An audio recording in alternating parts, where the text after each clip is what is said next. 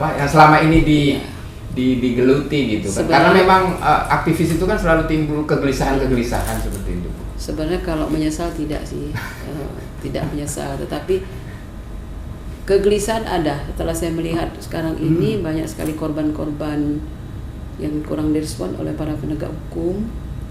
Kemudian saya mengatakan kurangnya minat dari masyarakat terhadap korban-korban, memberikan perlindungan terhadap korban ya. Karena ada sebagian orang berpendapat bahwa kekerasan dalam rumah tangga adalah urusan pribadi. Ibu Nurmalah SHMH, selamat datang di lantai 4 podcast Kompas TV Palembang, Ibu. Terima kasih waktunya Ibu sudah membuka pintunya. Ya. Apa kabarnya? Baik. Baik ya. Lagi sibuk apa Bu? Ya selain kerja sebagai advokat, mungkin ada kesibukan lain? Masih kuliah. Kuliah lagi? Kuliah sambil ngajar. Oh gitu. Iya. Ngambil apa lagi Bu? Ini kayaknya udah mentok ini. Masih belajar lagi. Oh, belajar lagi. S3 ya. Untuk memperdalam yang apa ini Bu? S3-nya ngambil yang mana? Itu jurusan pidana rencananya. Oh, pidana. Karena saya S1, S2 pidana semuanya di rencana. Kenapa tertarik di pidana? Karena apa ya, saya kalau pidana tuh belajarnya lebih nyambung, lebih masuk ke pikiran saya dan lebih dinamikanya lebih menantang pekerjaan membela perkara pidana. Kalau perdata saya biasa-biasa aja gitu. Kalau pidana banyak hal-hal yang ya kita lihat aja tindak pidana yang tadinya tidak ada, tindak pidana undang-undang IT sekarang sudah ada. Iya. Kemudian yang tadinya tidak ada pencurian listrik sekarang sudah ada. Dulu kan tidak ada pencurian arus listrik. Makanya saya lebih tertarik perkara pidana daripada perkara. Tapi plus minus lah perdata pidana ya. Kalau gitu perdata ya. kan gugatannya paling PMH, kontestasi itu saja sih. Oh iya. Oke Bu, kemarin kan baru diskusi publik soal kekerasan terhadap perempuan atau KDRT dalam perspektif hukum atau penegakan hukum. Ya. Kenapa sih Bu alasannya itu? Karena perasaan ini sudah sejak reformasi itu terus saja, tapi masih tetap saja terjadi, tidak juga berkurang. Apa yang seksi, apa yang genit sehingga ini perlu didiskusikan lagi, khusus di Sumatera Selatan atau Palembang lah. Jadi mengenai kekerasan dalam rumah tangga ataupun kekerasan terhadap perempuan ini ya kita tahu ya, diskusi ini tidak ada habis-habisnya. Kalau kita bicara undang-undang tenaga kerja atau undang-undang yang lain, diskusi nggak lama selesai. Tapi undang-undang KDRT dan masalah kekerasan rumah tangga ini dari dulu nggak selesai. Kenapa kemarin kita mengadakan dialog publik itu? Ya terus terang saya dulu sebelum 98 saya sudah aktif ikuti kegiatan-kegiatan yang menangani masalah perempuan. Terakhir 2001 kita mendirikan aliansi kekerasan terhadap perempuan dan saya sendiri sebagai ketua. Jadi itu saya jarang sekali ikut lagi menangani perkara-perkara kekerasan terhadap perempuan atau kekerasan rumah tangga. Seiring waktu berjalan, akhir-akhir ini banyak sekali korban-korban yang mengeluh, yang datang kepada saya mengadukan kasusnya, bagaimana para penegak hukum tidak responsif terhadap para korban.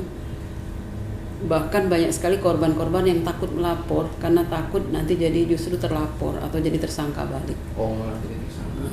Oleh karena itulah mereka melapor itu kadang-kadang tidak diterima dan banyak sekali pengaduan-pengaduan seperti itu. Tidak diterima maksudnya memang dengan apa alasan, ditolak gitu? Dengan alasan kurang bukti sehingga harus laporan informasi dulu. Nah itu yang membuat saya ini ada apa sih sebenarnya. Lagi pula di Sumsel ini kalau dulu ya zaman saya masih aktif dulu, organisasi perempuan yang perjuang hak perempuan itu banyak. Ada OA, ada LBH Apik yang sangat getol, kemudian Women Crisis Center, kemudian ada tim koordinasi namanya yang diketuai oleh Ibu Wagub, Ibu Tabrauni waktu itu.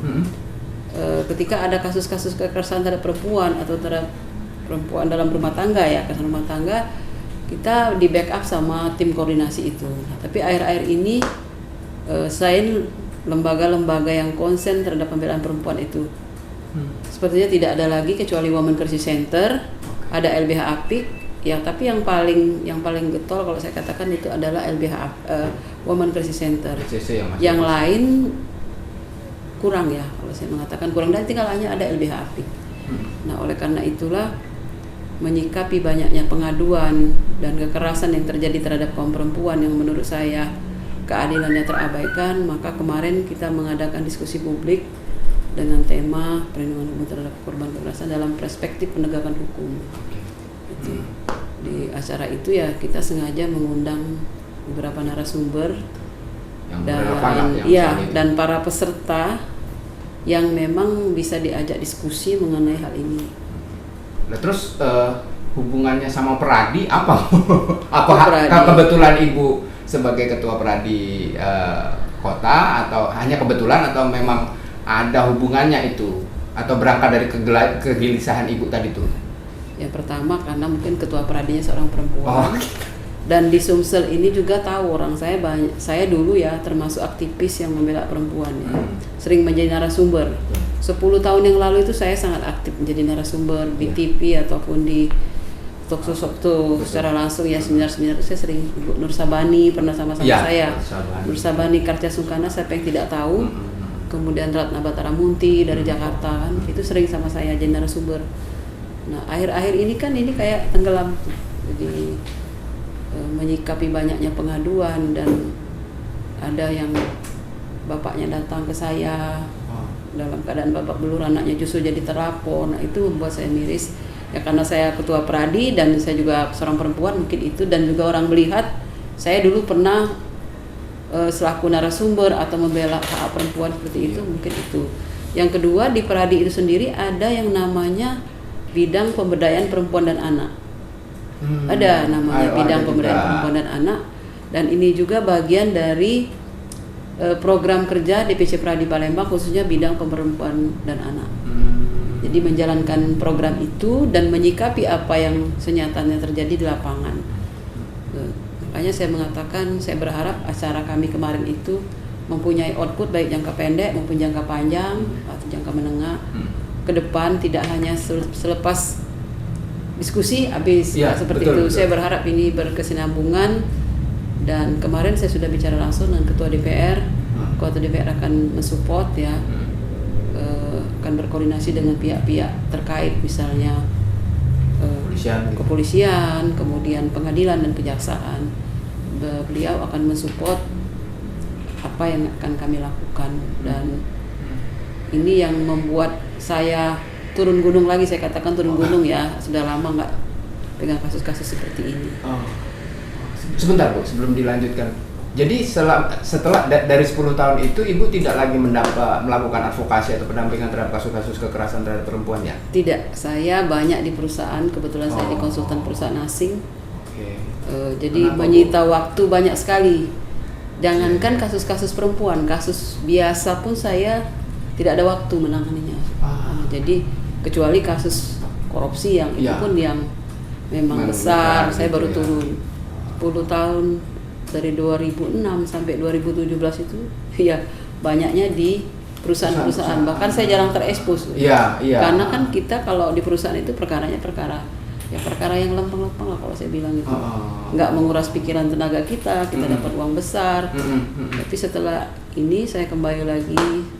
Maksudnya seperti apa, ada kilas balik seperti itu. Kenapa? Gelisahkah atau menyesalkah setelah meninggalkan aktivitas-aktivitas yang seharusnya yang selama ini digeluti gitu kan? Karena memang aktivis itu kan selalu timbul kegelisahan seperti itu. Sebenarnya kalau menyesal tidak sih, tidak menyesal, tetapi kegelisahan ada setelah saya melihat sekarang ini banyak sekali korban-korban yang kurang direspon oleh para penegak hukum. Kemudian saya mengatakan kurangnya minat dari masyarakat terhadap korban-korban, memberikan perlindungan terhadap korban ya. Karena ada sebagian orang berpendapat bahwa kekerasan dalam rumah tangga adalah urusan pribadi. Privat betul. Ya. Karena terjadi dalam lingkup rumah tangga. Padahal kalau kita kembali lagi baik ke undang-undang bahwa persoalan rumah tangga bukanlah persoalan privat tapi persoalan publik yang menjadi tanggung jawab kita semua. Bahkan di salah satu pasal undang-undang itu mengatakan masyarakat ikut bertanggung jawab memberikan perlindungan ketika melihat ada kejahatan kekerasan terhadap perempuan. Tapi balik lagi, undang-undang kan buatan manusia, pasti tidak sempurna. Karena undang-undang itu tidak ada mengatakan bahwa apabila Anda melihat kekerasan dalam rumah tangga terus Anda tidak melapor, Anda kena sanksi. Nah, di undang-undang itu tidak ada. Makanya ada juga kelemahan dari sisi undang-undang itu.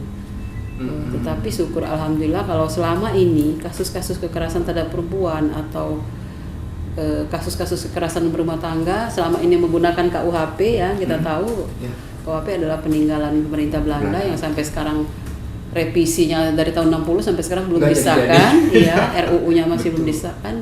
Sekarang sudah ada lahir undang-undang kekerasan dalam rumah tangga khusus ya untuk menangani kasus-kasus. Itu sudah disahkan? Yang kekerasan dalam rumah tangga? Sudah disahkan, sudah lama deh. Yang disahkan dari aktivis-aktivis perempuan yang ini apa? Yang penghapusan? Iya, undang-undang ini tentang penghapusan kekerasan dalam rumah tangga. Udah lama. Makanya sekarang ini pemberlakuan untuk, kalau dulu kan penganiayaan menggunakan pasal penganiayaan. Di KUHP ya? Iya, kalau penganiayaan ringan 351 ayat 1, penganiayaan berat 352, menyebabkan mati 351 ayat 3. Sekarang kan sudah mengacu ke Undang-Undang KDRT pasal 44 tentang kekerasan terhadap fisik, 45 psikis, seksual 46 kan.